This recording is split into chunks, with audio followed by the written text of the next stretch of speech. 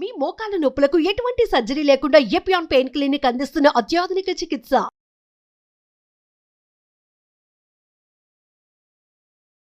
Hello viewers, welcome to Suman TV. Present మనతో పాటు ఉన్నారు కేజే రెడ్డి గారు. సో డాక్టర్తో మాట్లాడి ఈరోజు ఆర్థోపెడిక్ అనగానే మోకాళ్ళ సమస్యలు ఉన్న ప్రతి ఒక్కరు కూడా ఈ వీడియోని చూడడానికి ఇష్టపడతారు. ఎందుకనంటే ఈ మధ్య కాలంలో ఈ సమస్య ప్రతి ఒక్కరు చూస్తున్నాం. మన ఇంట్లో పెద్దవాళ్ళే కాదు, కొంచెం టీనేజ్ ఏజ్లో ఉన్న వాళ్ళు కూడా చూస్తూ ఉన్నాం. సో దీనికి పరిష్కారాలు ఏంటి, ఇవన్నీ కూడా సార్ని అడిగి తెలుసుకుందాం. నమస్తే సార్. సార్, మోకాళ్ళ నొప్పులు ఉన్నవారు బాగా కంప్లైంట్ చేసేది ఏంటంటే కనీసం కొంచెం దూరం కూడా నడవలేకపోతున్నాము అని. అంటే ఈ మోకాళ్ళ సమస్య రాగానే నడక అనేది చేంజ్ అయిపోతుంది అంటారా? అవును. మోకాళ్ళ నొప్పులు అనేది మీరు అన్నట్టు ఈ రోజు రేపులో ప్రతి ఏజ్ వాళ్ళకి రావచ్చు.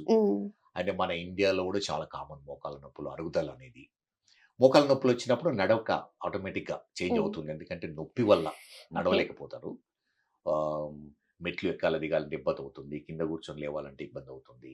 అందుకని ఇనీషియల్ స్టేజెస్ని చూయించుకుంటే కొంతవరకు మనము సింపుల్ రెమెడీస్తో దాన్ని పెయిన్ కంట్రోల్ చేయొచ్చు, కొంతవరకు పోస్ట్పోన్ చేయొచ్చు ఆర్థరైటిస్ అరుగుదలను. సో ఇనిషియల్ డయాగ్నోసిస్ అనేది ఇంపార్టెంట్. సింపుల్ రెమెడీస్ అన్నారు సార్. అంటే రెమెడీస్ అంటే దాన్ని మేము ఎలా తీసుకోవాలంటారు? అవును, అంటే ఆస్టియో ఆర్థరైటిస్ అనేది చాలా కామన్, మోకాళ్ళ నొప్పులు చాలా కామన్. ఎలా అంటే కొన్ని మన జనరల్ పాపులేషన్కు పబ్లిక్ అపోహలు ఉంటాయి. మోకాళ్ళ నొప్పులు వచ్చాయి, కొంచెం అరిగిపోయిందని చెప్పారు డాక్టర్ దగ్గరికి వెళ్తే. డాక్టర్ గారు ఇంకా నడవకూడదు అన్నాడు, బెడ్ రెస్ట్ తీసుకోమని చెప్పారు. అది నిజం కాదు. సో మనము మోకాళ్ళ నొప్పులు వచ్చినా కూడా నడుస్తూ ఉండాలి. నడుస్తూ ఉన్నప్పుడే మన మోకాళ్ళు హెల్దీగా ఉంటాయి. ఎక్సర్సైజ్ అనేది చాలా ఇంపార్టెంట్. ఎక్సర్సైజ్ చేయడం వల్లనే మన మోకాళ్ళకు రక్త ప్రసరణ, అంటే గుజ్జుకు రక్త ప్రసరణ జరుగుతూ ఉంది. ఆ గుజ్జు ఇంప్రూవ్ అవుతుంటుంది. పూర్తి రెస్ట్ తీసుకోవడం వల్ల ఏమవుతుందంటే గుజ్జు సాఫ్ట్ అవుతుంది, కండరాలు బలహీనంగా అవుతున్నాయి, నీ జాయింట్స్ స్టిఫ్గా అవుతాయి. దానివల్ల ఏంటంటే ఎక్కువ ప్రాబ్లమ్స్ వస్తుంటాయి.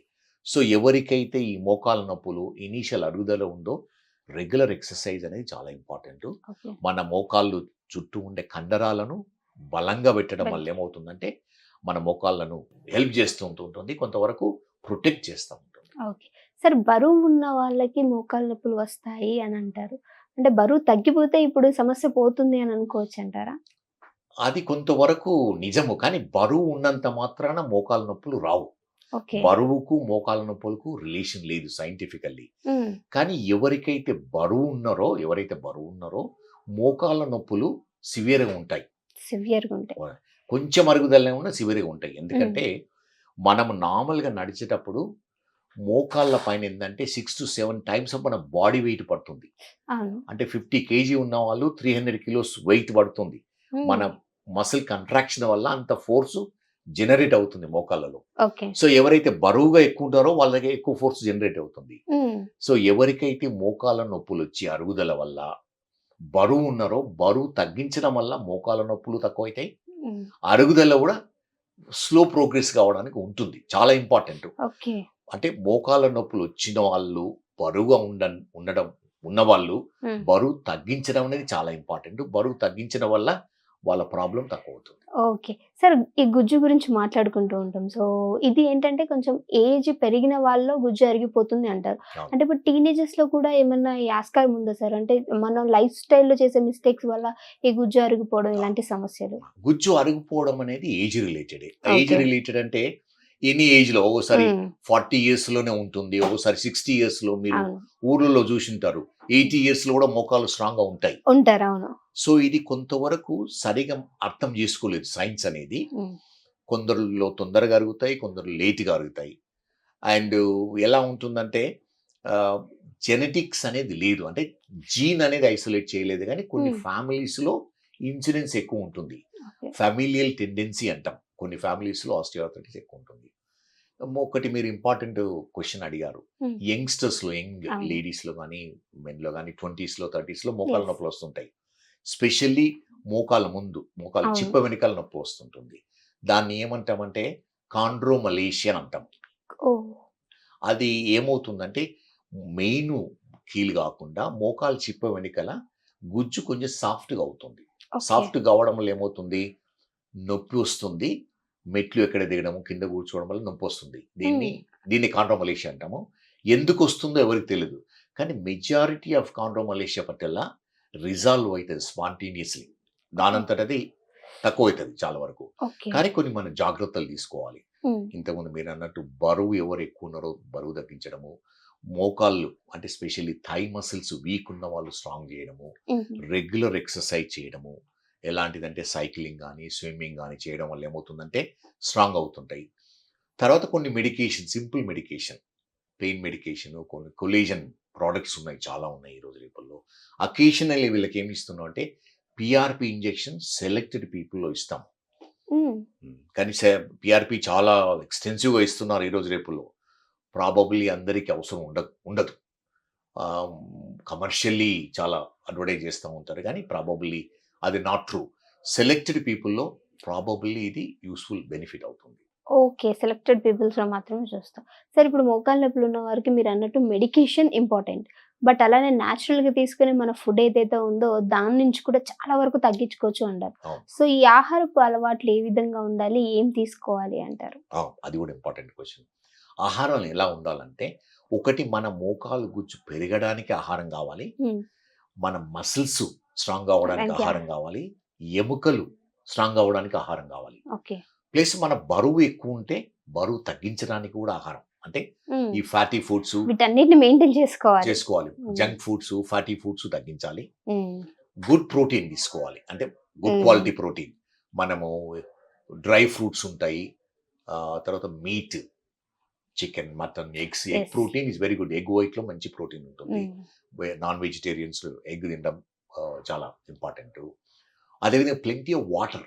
వాటర్ అనేది Water. చాలా వరకు ఏంటంటే వేరియస్ రీజన్స్ వల్ల, సోషల్ కానీ పర్సనల్ రీజన్స్ వల్ల కొందరిలో వాటర్ ఇంటేక్ తక్కువ ఉంటుంది. ఎవరికైతే కిడ్నీస్ నార్మల్గా ఉండి హెల్దీగా ఉన్న వాళ్ళు ఎనఫ్ వాటర్ అనేది చాలా ఇంపార్టెంట్. ఎందుకంటే ఓకే. ఎనఫ్ హైడ్రేషన్ ఉన్నప్పుడే ఉమ్, మన మసిల్స్ స్ట్రాంగ్గా ఉంటాయి, అవును. బోన్స్ స్ట్రాంగ్గా స్ట్రాంగ్ ఉంటాయి, ఉంటాయి. అవును. ప్లస్ గుజ్జు కూడా స్ట్రాంగ్ ఉంటుంది. ఎందుకంటే దేర్ ఇస్ వాటర్ కాంటెంట్ ఉమ్, దీంట్లో. వాటర్ అనేది చాలా ఇంపార్టెంట్. ఉమ్, అదేవిధంగా వైటమిన్స్, వైటమిన్ డి కానీ బి కాంప్లెక్స్ వైటమిన్స్, ఇవి ఫ్రెష్ ఫ్రూట్స్లో ఉంటాయి, తర్వాత ఫ్రెష్ వెజిటబుల్స్లో ఉంటాయి. వెజిటబుల్స్. సో అవి తీసుకోవడం వల్ల మనకి ఎనఫ్ వైటమిన్స్ వస్తాయి. ఆ విధంగా మినరల్స్ ఉంటాయి గుజ్జులో కానీ ఎముకలో కానీ, మసిల్లో మినరల్స్ ఉంటాయి. మినరల్స్ కూడా మనం ఎనఫ్ ఫ్రెష్ వెజిటబుల్స్, ఫ్రూట్స్ తీసుకోవడం వల్ల, కోకోనట్ వాటర్ తాగడం వల్ల, ఉమ్, ఫ్రూట్ జ్యూసెస్ తీసుకోవడం, ఫ్రెష్ ఫ్రూట్ జ్యూసెస్ తీసుకోవడం వల్ల ఎనఫ్ మినరల్స్ వస్తాయి, ఓకే. ఉంటాయి. అదేవిధంగా హెల్తీ డైట్, అంటే గుడ్ బ్యాలెన్స్ డైట్. ఉమ్, ఈ రోజు రేపులో completely pure high protein diet అని ఎన్నో వేరియస్ వచ్చాయి, కానీ ఉమ్, నార్మల్ ప్రపోర్షన్ ఏంటంటే మనం ఉన్న డైట్లో 40% కార్బోహైడ్రేట్స్ ఉండాలి. అంటే రైస్ కానీ చపాతీ కానీ 40% ఉండడం న్యాచురల్. మిగతాది ప్రోటీన్, కొంత ఫ్యాట్ కంటెంట్. బ్యాలెన్స్ డైట్ అనేది ఇంపార్టెంట్. ఎవరైతే వెయిట్ని బట్టి, హైట్ని బట్టి, ఏజ్ బట్టి డైటీషియన్తో బ్యాలెన్స్ డైట్ తీసుకొని దాన్ని ఫాలో అవ్వడం అనేది చాలా ఇంపార్టెంట్. ఓకే. సార్ మీరు ఇంతకుముందు కూడా మాట్లాడారు మెడికేషన్ గురించి. సో దానికి ఫుడ్ రిలేటెడ్ కూడా మాట్లాడాం. సో పెయిన్ కిల్లర్ గురించి మాట్లాడుకుంటే, పెయిన్ రాగానే మనం వెళ్ళి మెడికల్ షాప్కి వెళ్ళి పెయిన్ అవును, కిల్లర్ అవును. తెచ్చుకుంటాం. అసలు ఇది వాడొచ్చు అంటారా sir pain killers? Pain killers అనేది వెరీ డేంజరస్ మెడిసిన్. చాలా వరకు నేను చూస్తూ ఉంటాను, నా దగ్గరికి వచ్చిన వాళ్ళు కారానిక్ అంటే ఆపరేషన్ అంటూ భయపడి షాప్కి వెళ్ళి పెయిన్ కిల్లర్స్ తెచ్చుకుంటారు. అవును. తెచ్చుకొని రొటీన్గా తింటూనే ఉంటారు. అంటే మంత్స్ కొరకు, ఇయర్స్ కొరకు అవును. పెయిన్ కిల్లర్ తింటూ ఉంటారు. వాళ్ళలో చాలా మందికి ఏంటంటే కిడ్నీ డ్యామేజ్ అవుతుంది. Um, strong pain killers, regular pain killers తీసుకోవడం వల్ల ఏమవుతుందంటే పెయిన్ కంట్రోల్ అవుతుంది, కానీ కిడ్నీస్ డ్యామేజ్ అవుతాయి. చాలామంది కిడ్నీ డ్యామేజ్ అయ్యి డయాలిసిస్, కొందరు ఉమ్, కిడ్నీ ట్రాన్స్ప్లాంట్ స్టేజ్ కూడా వెళ్తారు. Oh. అందుకని any pain killer long duration తీసుకోవద్దు. Any pain killer more than 3-4 days అంటే డాక్టర్ అడ్వైజ్ తీసుకోవాలి. ఉమ్, పెయిన్ కిల్లర్స్లో 2 టైప్స్ ఉంటాయి. ఎన్సెట్స్ అంటాము, నాన్ స్టీరాయిడల్ యాంటీ ఇన్ఫ్లమేటరీ, అంటే డైక్లోఫెనిక్, హైఫెనిక్ అనేటివి. ఇవన్నీ కిడ్నీ డ్యామేజ్ చేస్తాయి. అది not more than 3-4 days, doctor advice లేకుండా తీసుకోవద్దు. ఉమ్, కొన్ని ట్రెమడాలు, పారాసిటమాల్ అంటారు. అంటే నేను జనరల్గా ఏం చెప్తున్నా అంటే no medicine is safe. Hmm. Pain, there is no safe painkiller. Relative issue అది. yes. క్రోసిన్ తీసుకోవడం, డోలో తీసుకోవడం, క్రోసిన్ కొంతవరకు సేఫే, కానీ అది కూడా లాంగ్ టర్మ్లో యూస్ లివర్ చేయాలి. డ్యామేజ్ అవుతుంది. ట్రెమడాల్ అనేది ఉంటుంది, అది కూడా కొంత లిమిటెడ్ క్వాంటిటీ తీసుకోవడం అనేది under supervision of doctor advice తీసుకోవడం అనేది మంచిది. కానీ ఏ పెయిన్ కిల్లర్ కూడా సేఫ్ అనేది ఉండదు. There is nothing like a safe painkiller. Okay. సరే, ఎక్కువగా మోకాలు సమస్య ఉన్నవాళ్ళు ఈ మోకాళ్ళ సర్జరీ అనేది ఉంటుంది. అది నిజంగా శాశ్వత పరిష్కారం అంటారా? అవును, అది ఇంపార్టెంట్. ఎందుకంటే ఉమ్, మనము ఎవరికైతే సివియర్ ఆర్థరైటిస్ ఉండి నడవలేకపోతూ తర్వాత నైట్ టైం డిస్టర్బ్ అవుతుంది, వాళ్ళ పనులు వాళ్ళు పోలేకపోతారు. ఉమ్, అటువంటి వాళ్ళకు మోకాళ్ళ వల్లనే ఆ ప్రాబ్లం ఉందని మనం గమనించాలి. అంటే డాక్టర్ డయాగ్నోస్ చేయాలి. ఉమ్, ఓసారి ఏంటంటే బ్యాక్ పెయిన్ వల్ల వేరియస్ రీజన్స్ వల్ల ఈ సిమిలర్ సిమ్టమ్స్ ఉంటాయి. దీంతో పాటు మనం ఎక్స్రేస్ తీసి చూస్తే మోకాలు పూర్తి అరిగిపోయినాయి అనుకోండి, best way is to surgery. ఎందుకంటే సర్జరీ అనేది వన్ టైం ప్రొసీజర్. ఉమ్, సర్జరీ చేయడం వల్ల ఏమవుతుందంటే నొప్పి తక్కువ అవుతుంది, వాళ్ళ మొబిలిటీ ఇంప్రూవ్ అవుతుంది, అంటే వాకింగ్ చేయగలుగుతారు. ఉమ్, సో ఎవరికైతే బ్లడ్ ప్రెషర్ ఉందో, షుగర్ ఉందో, ఈ రెండు పెయిన్ తగ్గించడం వల్ల, వాకింగ్ ఇంప్రూవ్ చేయడం వల్ల అవి రెండు కంట్రోల్ అవుతాయి. ఓకే. అదేవిధంగా వెయిట్ ఎక్కువ ఉన్న వాళ్ళు కూడా వాకింగ్ చేసి వెయిట్ తగ్గిస్తారు. సో అంటే బాగా అరిగిపోయిన జాయింట్స్ స్టేజ్ 4 ఉన్న వాళ్ళకు operation is the best way. ఈ రోజు రేపుల్లో రీజనల్ అనెస్థీషియా ఇస్తాం, um, and simple operation, knee replacement అనేది 30 మినిట్స్లో అయిపోతుంది. రోబోటిక్ టెక్నాలజీ వచ్చింది, సో నొప్పి తక్కువ ఉంటుంది. ఆపరేషన్ అనేది నొప్పి ఉంటుంది, కానీ షార్ట్ డ్యూరేషన్లో ఉంటుంది, లాంగ్ టర్మ్ పెయిన్ మొత్తం పోతుంది. ఓకే. అందుకని వాళ్ళకు బెనిఫిట్స్ అంటే రిస్క్ లేనప్పుడు ఆపరేషన్ చేయించుకోవడమే best solution. Okay. Thank you so much sir. మంచి Thank you. ఇన్ఫర్మేషన్ ఇచ్చారు. Thank you.